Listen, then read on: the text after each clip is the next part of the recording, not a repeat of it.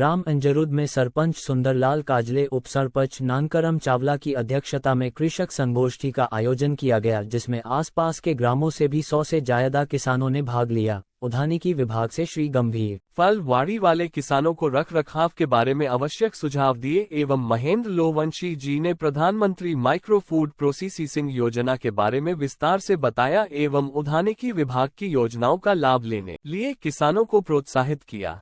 कृषक संगोष्ठी में कृषि विज्ञान केंद्र के साइंटिस्ट श्री मुकेश बनकोलिया ने उद्यानिकी फसल लगाने की विधि एवं उसमें लगने वाली बीमारियों एवं रोकथाम के लिए किसानों को संबोधित। कार्यक्रम में समाज सेवी संस्था आगा खान से जया माझी, भारती मालविया, सोनवाने शमाकांत का विशेष सहयोग रहा। कार्यक्रम में शामिल समस्त अधिकारी एवं कृषकों का आभार संकुल प्रबंधक फिरोज खान द्वारा किया गया।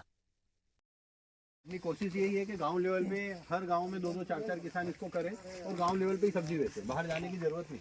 अपने गांव में कम से कम जो चीज खा रहे हैं वो तो शुद्ध हो, बिल्कुल सही। बाकी दूसरी जगहों की छोड़ दो, अपन जो बाहर जाके खरीद रहा है वो खरीदता रहे, पर कोशिश ये करें अपन। और एक आप सभी लोगों से, दीदियों से, भाइयों से एक निवेदन यही है कि अभी आपने कभी न्यूज़पेपर में पढ़ते हो तो देखिएगा कि नर्मदापुरम में एक बहुत बड़ा हॉस्पिटल खुला है। नर्मदापुरम में आप देखना पेपर में भी हॉस्पिटल खुला है और वो हॉस्पिटल सिर्फ है कैंसर हॉस्पिटल, और 1300 मरीज उसमें रजिस्टर्ड है। ऐसे मरीज हैं जो अपने आसपास के क्षेत्र के ही हैं, हरदा के भी हैं, नर्मदापुरम के भी हैं, भोपाल के भी हैं, और 1300 मरीज ऐसे हैं जिनको कैंसर है। इस वजह से वो अस्पताल खुला है और उसके मरीज जो दूसरा कोई इलाज ही नहीं करता है, वो केवल कैंसर का इलाज करता है। कैंसर भी इस स्टेज के हैं कि व्यक्ति एक बार कैंसर लगा मतलब खत्म। तो उसका मेन कारण क्या है बीमारी फैलने का? वो अपने नर्मदापुरम में क्यों खोला, उसने इंदौर में क्यों नहीं खोला जाके? कारण उसका ये है, अपने यहाँ पर अपने क्षेत्र में नर्मदापुरम जहाँ जहाँ नहर क्षेत्र, किसान जल्दी से जल्दी फसल उगा के और उसको काटना चाहता है, तो दवाइयों का जो प्रयोग है वो बहुत ज़्यादा हो रहा है।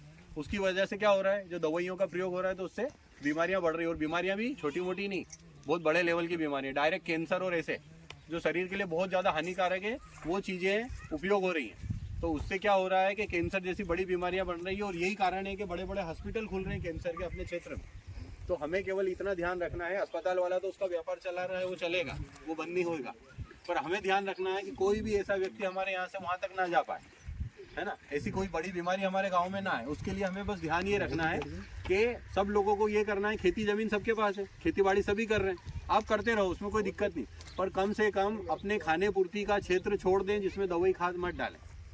दवाई बाहर की दवाइयाँ ना डालें, खाद जो है बाजार का लाके ना डालें, अपने खुद से दवाइयाँ बनाएं, खुद से खाद बनाएं और डालें, और उसका उपयोग अपने घर पे खाने पूर्ति करें। भले होगा क्या, 1-आधी कुंटल कम पकेगा पर वो चल जाएगा, वो अपने खाने पूर्ति आप जरूर ध्यान रखें। गेहूं का टाइम आ रहा है, गेहूं इतना लगाएं कि अपने खाने की पूर्ति का हो जाए, है ना। कोई भी सब्जी अपन इतनी इतनी लगा दें ताकि अपने खाने पूर्ति हो जाए। बाहर से अपनों को ना सब्जी खरीदना पड़े ना अनाज खरीदना पड़े, और खास तौर से वो अनाज जो आप साल भर में स्टोर करके रखते हैं, वो अनाज तो अपने खेत में बिना दवाई और खाद के उसको पकाएं। थोड़ी सी उत्पादन कम जरूर आएगा, पर यह है कि अपने लिए सुरक्षित रहेगा।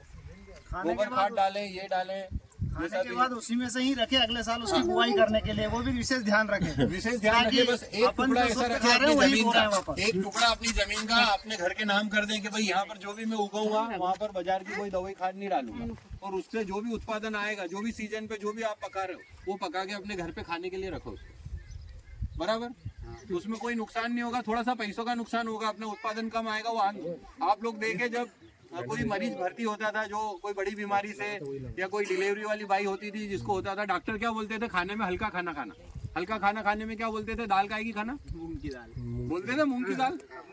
अभी कोई खाएगा मूंग की दाल? मना करते हैं, नहीं, दूसरे लोग खाएंगे, शहर में लोग खा रहे हैं आज भी कि मूंग की दाल हल्की होती तो वो खाना, पर मूंग की दाल में सबसे ज्यादा जहर है आज। अपन लोग जानते हैं, ये क्षेत्र में जहाँ अपन मूंग हो रही है, हम लोग जानते हैं कि मूंग में हालत क्या है। हम खुद हमारे घर में नहीं खा रहे मूंग की दाल, और मरीज को खिला रहा है डॉक्टर कि ये हल्की दाल होती तो खाओ। अब बताओ वो इतनी जहरीली वो मूंग की दाल खा के कहाँ जाएगा वो बेचारा, और वो ऊपर ही चला जाएगा मरीज। डॉक्टरों को लग रहा है कि यार मूंग की दाल हल्की होती है वो खिलाना, पर उसमें इतना ज्यादा केमिकल और पेस्टिसाइड हम डाल रहे हैं कि हालत खराब है। 2.5 महीने में पका लेता है। हाँ, 2 महीने 2.5 महीने में तो बाहर हो जाती है वो। तो थोड़ा सा ये ध्यान रखें कि अपने क्षेत्र में जो भी खाए पिए अपने घर में, तो कम से कम वो बाजार की दवाइयाँ उसमें ना डालें, तो अपने गाँव में थोड़ा सा कुछ ठीक ठाक रहेंगे, लोग बीमार नहीं पड़ेंगे। तो बस वही निवेदन है आप सभी लोगों से, थोड़ा ध्यान रखें उस चीज़ का, अपने खेत में पकाएं और स्वच्छ पकाएं, स्वस्थ खाएं। देखो ये आपके वो भी जाता